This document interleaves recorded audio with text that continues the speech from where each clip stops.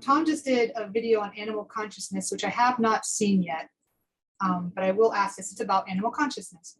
Animals seem to have more access than humans typically do when it comes to our netted consciousness. Dogs, for example, often know when their people are on their way home and get excited to see them or sit waiting for them, even if this is off the usual schedule. Because of this, I wonder if animals, and particularly dogs, are able to still communicate with their people who have passed on after death. Sometimes we see dogs or cats sitting on the grave of a person they were close with. Animals also tend to grieve. Is death as big of a separation for animals as it is for most humans? No, it's not as big a thing for animals as it is for humans, because animals are not so frightened. Animals don't walk around with so much fear as humans do. Humans have a great fear of the unknown, and a fear of death is a part of that fear of the unknown. And animals pretty much take life the way it comes. They're not so wadded up with fears. They do have fears. I mean, animals have things that frighten them, no doubt, but existential kinds of fears, fears of death and fear of not being in control and that sort of thing is not so much what bothers animals. So it's not a big deal with them. But just they are very intuitive. Now, animals, if you interact with an animal consciousness, you'll find that it's not very intellectual. So you don't interact with it the way you would interact with human consciousness. It's not very intellectual, but it is pretty intuitive. They communicate not only with humans intuitively, but they communicate with each other intuitively. So they just function differently than we do. So when you get into a dog's consciousness, then you get feelings, you get attitudes. You don't get intellectual thoughts. You don't get intellectual analysis. You get feelings and attitudes for the most part, and mostly just feelings. How do they feel about something? And those feelings can change, but they project those feelings to others, and they are very good at sharing their feelings.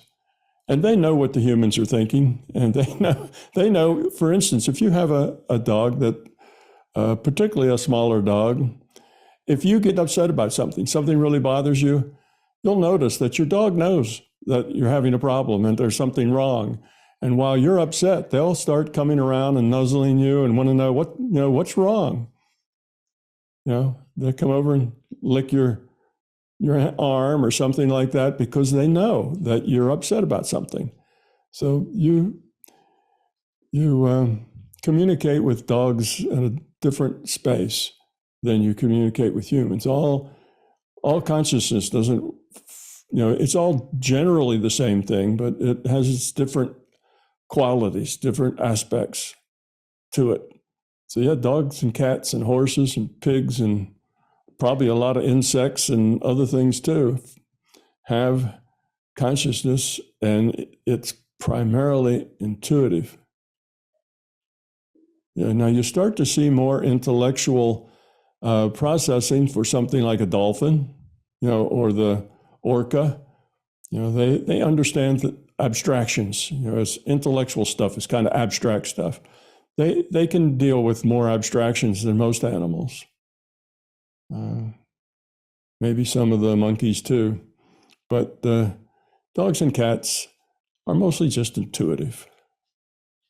Can they still communicate with that person or that IUOC at all, or does that ever happen? I suspect where there is a particularly close bond, that probably does happen. They may also, their consciousness, they can also get data out of the database, just like a human can. Just like a medium can. They can get data out of a database as well. So at that level, yes, they probably do if there's a very extremely close relationship there. But mostly dogs just let life go the way it is. Now, I have one little Havanese who, when his I don't know how to say it, when his idol, which was a much larger dog, a Briard, that he wanted to grow up to become a Briard, but he was just a little Havanese.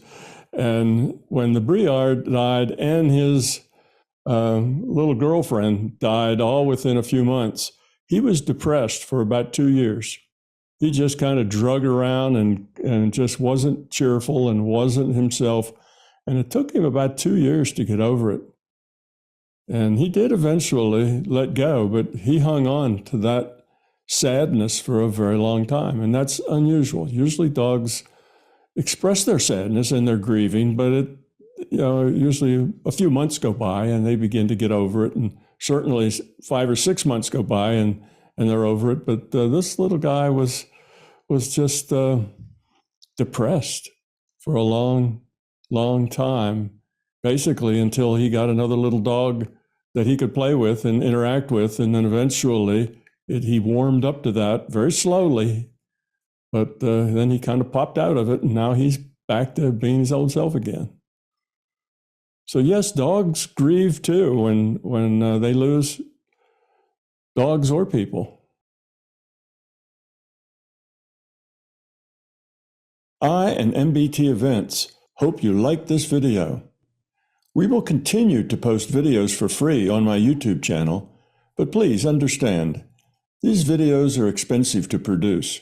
They represent many thousands of hours of production and editing, as well as all the necessary audiovisual equipment, computers, and software.